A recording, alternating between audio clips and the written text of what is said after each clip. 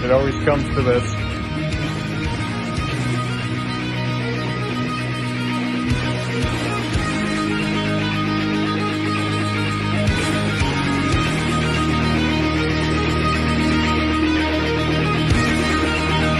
More nice shit.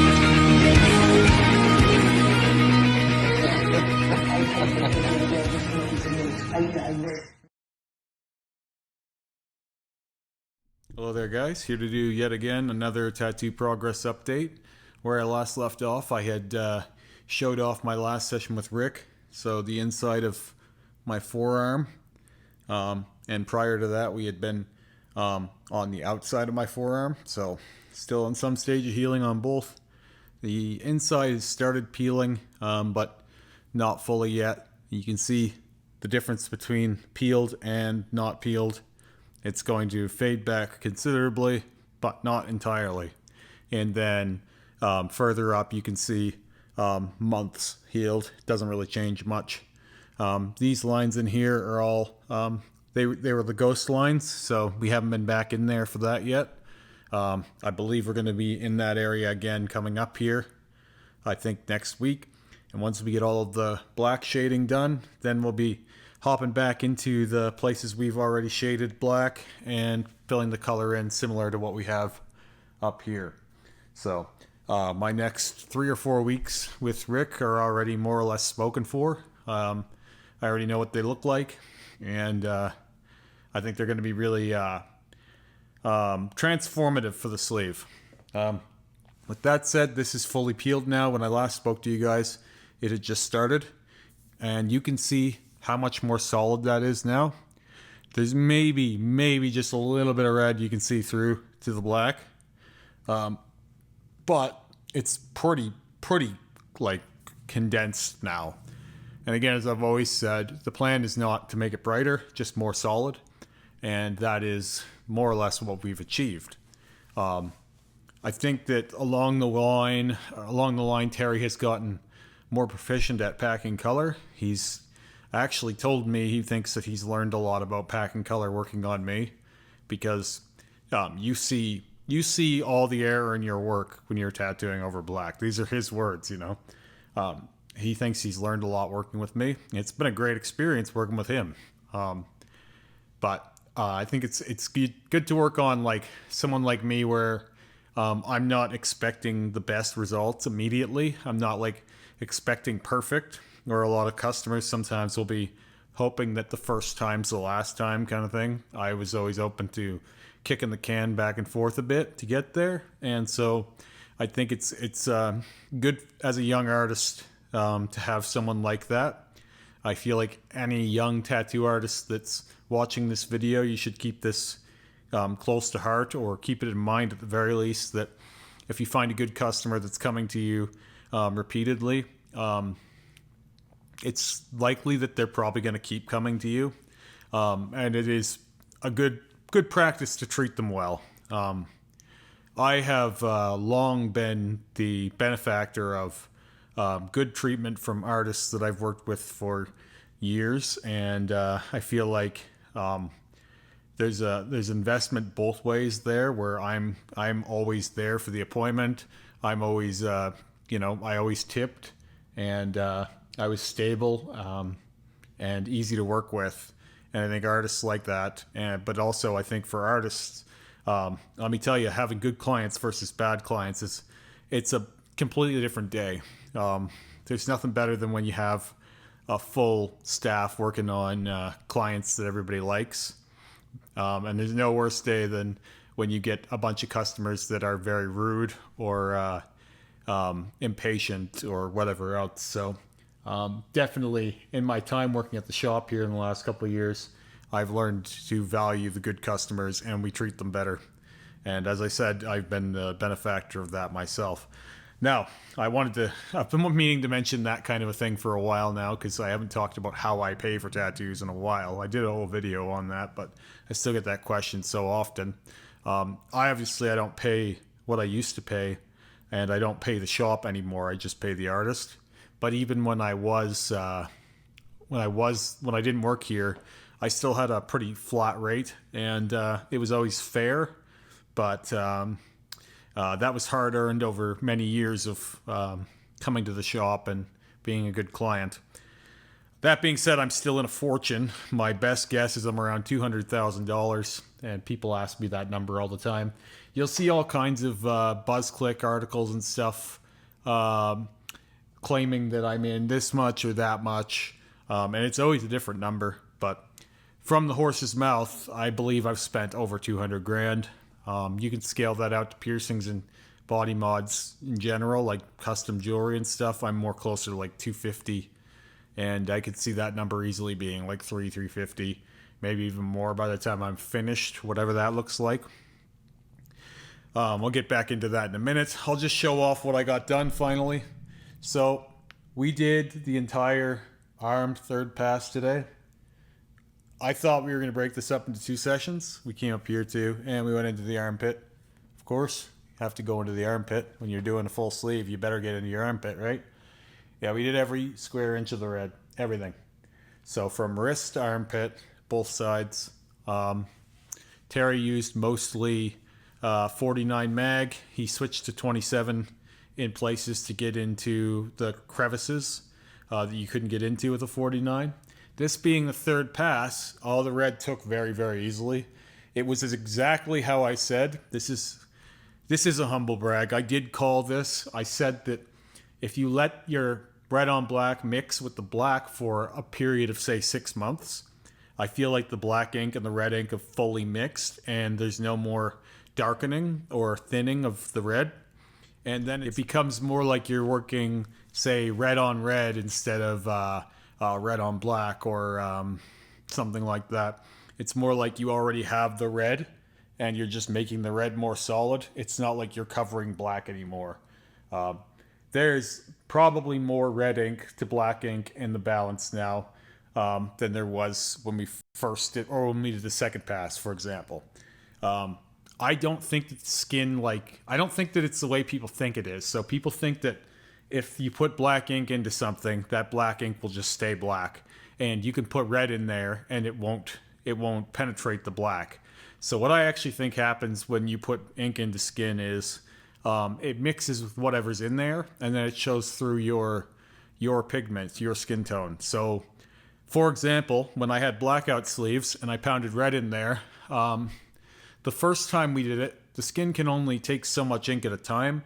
So the amount of red that we could get in there was only strong enough to get the red so clear. It was only strong enough to get it so red looking.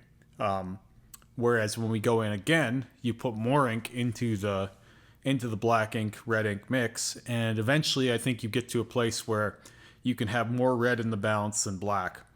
A lot of people seem to think that the black will just conquer everything. Well, I've seen opaques, I've seen whites, I've seen colors completely bully red now, or bully black. I've seen them bully red too. I've seen everything bully black now, and I don't think it matters how fucking strong the ink is. I don't think it matters if it's dark or if it's bright. My chest piece was pitch black when we covered it. I think it's just a matter of introducing enough of the new color into the balance that the color becomes more of that than the other. So at some point, at this healed, and say we do it again in 6 months, I don't think that there's really much red or any black left in the mix, really. I think once you've saturated enough red into that black, it becomes less of a reddy black and more of a red, not even a dark red, because we already have that. Like I said, this is 2 passes here. Same as my neck. I think that you could probably go farther than that. I don't really know how far you want to go. That's all up to you. You can go as far as near as you'd like with it, but I think that it's on the table to just keep going, and eventually that black has got too much red in it and it doesn't look black at all anymore. Same thing has happened with the white on black that I've done, where the white is really showing through because of the amount of white that we've packed into it. Also, it stands to reason because it's commonly believed that smaller mag groupings will pack denser amounts of ink into skin. So Most of the new work in these areas, for example, the white over the black was done with smaller mags than the blackout was done with, which would make for a denser formation of white ink than was in the black. And I'm sure that contributes as well. The reason we used the 49 mag today was because we already had the red in there pretty good. It was certainly not fading. It was where it was for the last like 4 or 5 months. It hasn't really changed. That first month it shifted quite a bit, and then after that it just kind of stayed. But reintroducing more red, it's like it just responds so easily to it. It was like pass over, done. Pass over, done. This is by far the reddest this has been. You can go back and you can look through videos. I went through and looked at the clips. It's not even close how much clearer it is, how much more solid this is. And there were some parts of this that didn't take as well the last sessions that smoothed out a lot this time. So for example, in here I had a bit of a streaky texture. Well, that's gone now. There was some streaks in some other places as well. Same story. If we can get it as solid as that and stay that way, that will be perfect. That's kind of what I'm aiming for. I'm never really aiming for this day one red. This is too red. What we're aiming for is something like that, where my arm was a little bit thinner looking than that. Same as my head. I think I'll probably do another pass on the head. I'm bald anyway, may as well. So with all of that said, it is my birthday today, and I couldn't have spent it in a better way. I like doing these longer sessions now and then. I go on and on about how I don't like to do big sessions. I would rather do smaller chunks, and that is still the case. I did this one today. We did about 4.5 hours, which is not bad for color on black, or red on black, red on red now, I guess. But we did my entire arm, elbow ditch, wrist to armpit, whatever you want to say. It felt good to do that on my birthday, where I am getting older, and supposedly you get weaker or it hurts more as you get older. I don't really buy that. I don't feel that way. In fact, it gets easier for me. Like today, I was pretty invincible. It felt like we probably could have done twice as long, and I wouldn't have been that sore afterwards. With that being said, the body won't heal that well when you do that kind of stuff. But mentally and physically, I did not feel like it hurt any worse than it did. There's going to be someone out there that says something like, yeah, wait another 20 years. I think what happens is people get out of the swing of things, and then they feel terrible when they get into it again. I think if I just kept doing this every fucking week for the next 20 years, I think whatever amount of pain that actually got worse would be so moderate over time that you would probably just adapt your sensibilities to it. Whereas when you're doing it once every few months, you don't really build up that tolerance for it. It's like cardio, you know? If you don't have it, if you go for a short run, you know, you're out of breath at the end of it. But if you're running every day, realistically, you're not going to be out of breath. It's realistic. I think it's very similar. Obviously, there's going to be less people that can attest to that as there will be running, but I think it's a very similar thing, and I just have really good cardio for tattooing. I'm in good ring shape, as they say, for this. With that said, I'm now reached the age where I expected my first bodysuit to be done. Believe it or not, I thought that I would be done my first bodysuit today, and I've done so much more than I expected to do, and it's evolved in many different ways than I expected it to. And I don't think that there was ever going to be a world where I would have gotten to this age and been done. I think that even when I thought that way, it was probably like just naive, you know, like you're giving yourself a deadline so that you've got lots of time to run at it. I met a guy the other day who figured he'd be done getting tattooed when he's 50, and he's still working on it when he's 60, you know? If you're doing what you love, you don't really ever have to stop. Tell you what, I'll stop when the cancer that's supposed to be coming for me gets me.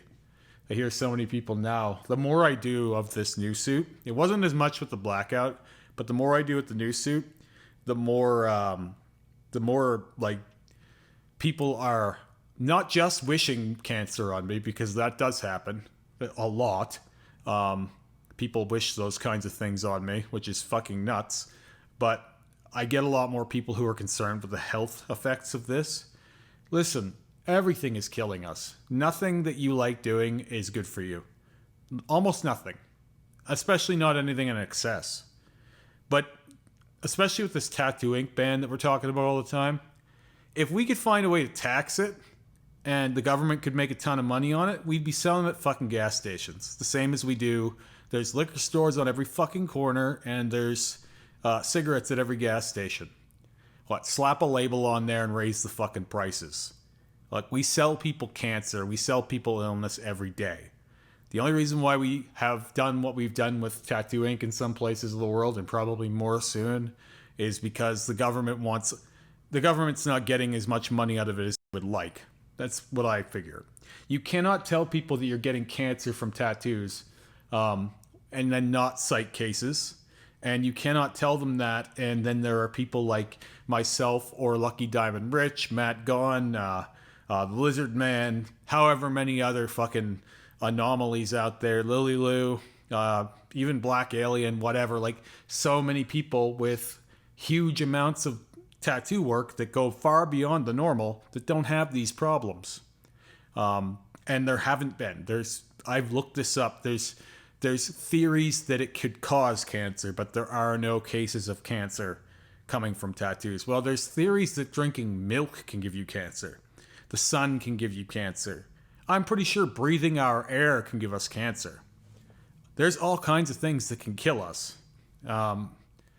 You're not getting out alive. Stop worrying so much about it and start living the way you want. If you're walking around thinking, if I don't do anything fun or that I enjoy, I'm going to live forever, you're going to be very disappointed when you start dying. And here's a spoiler for you. It's going to be sooner than you think, too, by the way.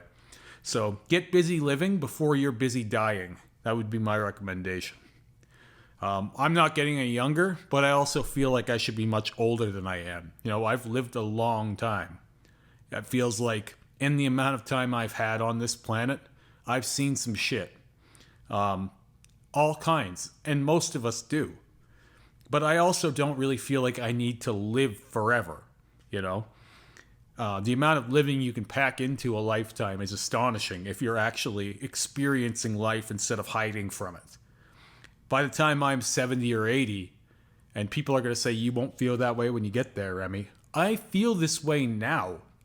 Okay? I have a lot going for me, and I'm not depressed. I'm the most motivated person you're going to find. I have goals, ambitions, and a lot that fulfills me at home. That doesn't mean that I don't feel like I've done enough that I could call it a day.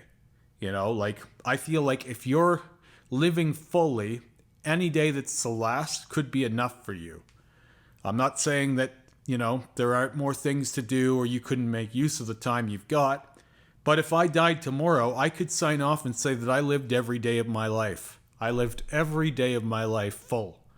Every day. There wasn't one day when I choked back my words or didn't say the thing I wanted to say or avoided the fight because of the trouble it might get me in, or lived half-heartedly, or didn't get the fucking thing I wanted because of what it cost me. You know, I've lived a measured life, but I've lived a full life. I'm not taking crazy risks. But if you tell me I can either live for 100 years and be miserable, bored, and unfulfilled for all of them, or sell me 80 years and you enjoyed most of them, guess which path I'm taking every time. Anyway, that's your TED Talks for the day. I knew I wanted to get into this topic, but I didn't know how hard I'd go on it. So sorry to get too ranty on you guys. It's birthday, and birthdays always make me a little introspective, philosophical, and I'm never sad about them, ever. They don't get me down. I'm happy to be getting older.